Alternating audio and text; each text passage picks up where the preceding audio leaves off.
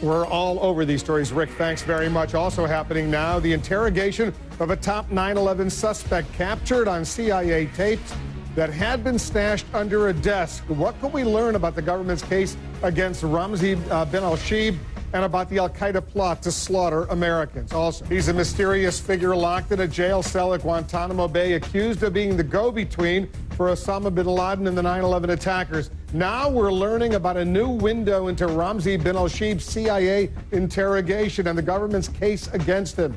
Our Brian Todd is looking into this for us. All right, Brian, tell us what we've learned.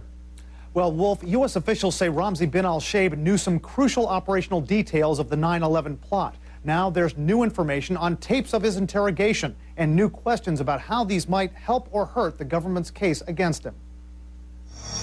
A knowledgeable U.S. source tells CNN the CIA found tapes of leading 9/11 suspect Ramzi bin al-Shibh being interrogated.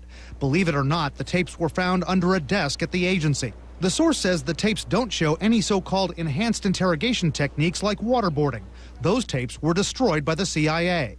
But these are believed to be the only tapes left showing what's known as a black site interrogation, the questioning of a terrorism suspect at a secret prison overseas. Our source says these tapes were recorded in Morocco. They were likely made several years ago after bin al-Shibh's capture in Pakistan in September 2002.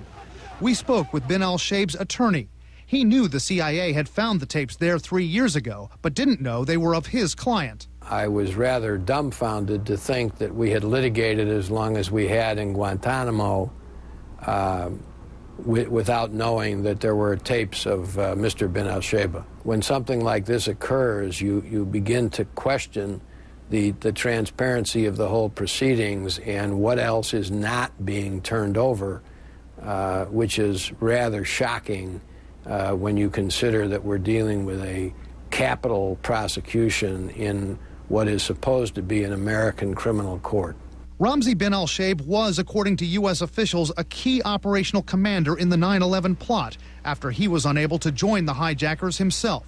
CNN terrorism analyst Peter Bergen says it was bin al-Shibh who connected the hijackers with Osama bin Laden, telling lead hijacker Mohammed Atta what targets bin Laden wanted to hit, then telling bin Laden that Atta had selected September 11th as the day of the attacks. What might interrogators have been asking him on those tapes? Well, the interrogators would have known that he gave a pretty substantial interview to Al Jazeera about his role in 9/11, but they want to get all that information again. They want to get into it in more detail. The structure of al-Qaeda, any other future plots against the United States. Bin al-Shibh's lawyer won't comment on what effect these tapes will have on his case, which is now in limbo while the Obama administration decides where to try 9/11 suspects. But his client has been considered mentally unstable, and he hinted the tapes could be of use at competency hearings. The fact that there would be tapes at that early a date would certainly give a baseline as to what his mental competency was at that point in time compared to what it might be at the time of the hearing. And that would be extremely relevant. Contacted by CNN on the discovery of the tapes, a CIA spokesman issued us a statement saying, in part, the agency's past detention program has been subject to multiple reviews by multiple government organizations under 2 administrations. Some of those examinations continue to this day, a year and a half after the program itself went out of operation.